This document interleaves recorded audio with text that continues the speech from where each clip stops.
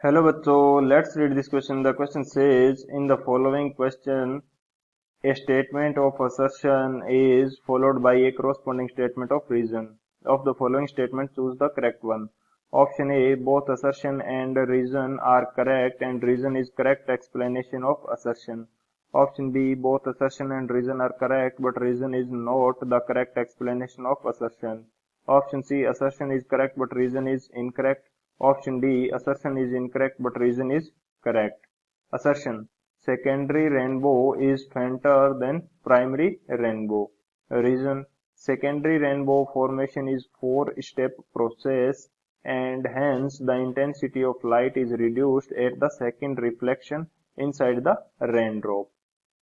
तो इस क्वेश्चन के अंदर हमें क्या बोल रहा है कि हमें एक असर्शन दे रखा है एंड एक रीजन गिवन है, हमें करेक्ट ऑप्शन जो है चूज करना है। असर्शन के अंदर हमें दे रखा है सेकेंडरी रेनबो है ये फेंटर होता है देन प्राइमरी रेनबो, यानी कि सेकेंडरी रेनबो क्या होता है, डल होता है प्राइमरी रेनबो की तुलना में। रीजन इसका दे रखा है कि जो सेकेंडरी रेनबो का फॉर्मेशन है ये फोर स्टेप प्रोसेस है जिसके अंदर लाइट की इंटेंसिटी है रिड्यूस हो जाती है जब सेकेंड टाइम रिफ्लेक्शन होता है इनसाइड द रेनड्रॉप। तो बात करते हैं इसके लिए की कंसेप्ट की। कंसेप्ट की यदि बात करें तो की कंसेप्ट के अंदर हम देखेंगे सेकेंडरी रेनबो फॉर्मेशन किस प्रकार से होता है।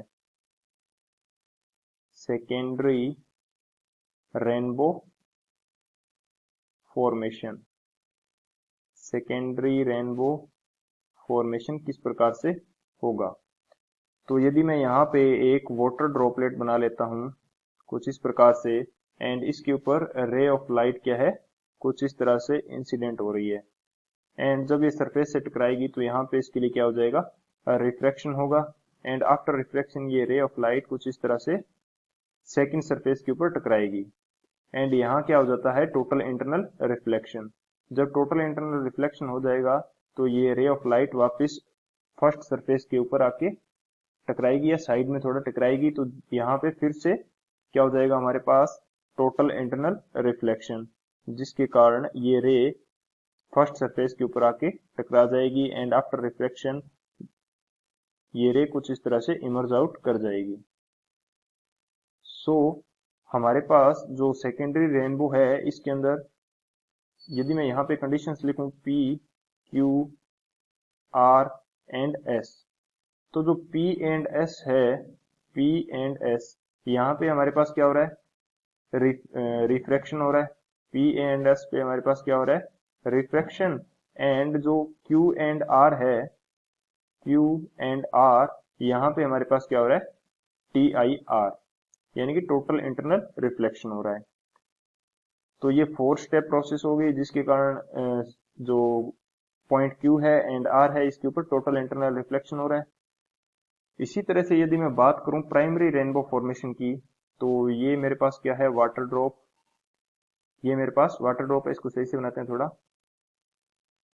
ये मेरे पास वाटर ड्रॉप होगी एंड इसके ऊपर एक रे ऑफ लाइट इंसिडेंट होती है कुछ इस तरह से। ये हमारे पास क्या होगी, ray of light incident and after reflection, ray of light incident हुई, आफ्टर रिफ्लेक्शन ये रे ऑफ लाइट कुछ इस तरह से सेकंड सरफेस की तरफ जाएगी एंड सेकंड सरफेस से यहाँ पे टोटल इंटरनल रिफ्लेक्शन हो जाता है एंड आफ्टर सेकंड रिफ्लेक्शन ये ray of light emerge out कर जाती है। तो यहाँ पे मेरे पास P, Q एंड R है। तो इसका जो पॉइंट P एंड R है यहाँ पे हमारे पास क्या हो रहा है, रिफ्रैक्शन। यहाँ पे मेरे पास हो रहा है रिफ्रैक्शन एंड जो पॉइंट Q है यहाँ पे मेरे पास हो रहा है TIR, यानी कि टोटल इंटरनल रिफ्लेक्शन। तो ये कितने स्टेप प्रोसेस होगी, ये मेरे पास होगी थ्री स्टेप प्रोसेस।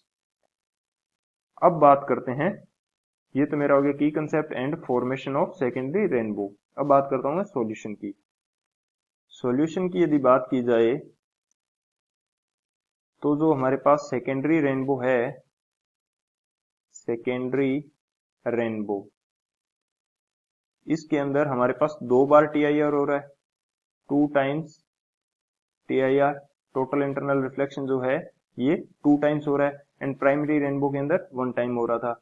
तो इस कारण से जो हमारे पास इंटेंसिटी है ये क्या कर जाती है, रिड्यूस। इंटेंसिटी हमारे पास क्या कर जाती है, रिड्यूस कर जाती है।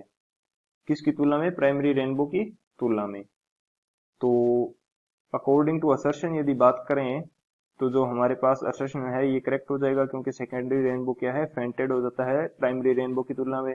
एंड इसके पीछे रीजन क्या होता है, जो सेकंड टीआईआर है इसके अंदर लाइट की इंटेंसिटी रिड्यूस हो जाती है। तो ये भी हमारा करेक्ट हो जाएगा। एंड ये करेक्ट एक्सप्लेनेशन भी होगा असर्शन के लिए, क्योंकि इसी कारण से तुम्हारी इंटेंसिटी कम हो रही है, इसी कारण से वो फेंट दिखाई दे रहा है सेकंड टीआईआर के कारण। सो ऑप्शन की बात करें तो ऑप्शन ए है ये हमारा करेक्ट हो जाएगा। Both assertion and reason are correct and reason is the correct explanation of assertion. So option A is the final answer. I hope you understood it well. Best of luck. Thank you.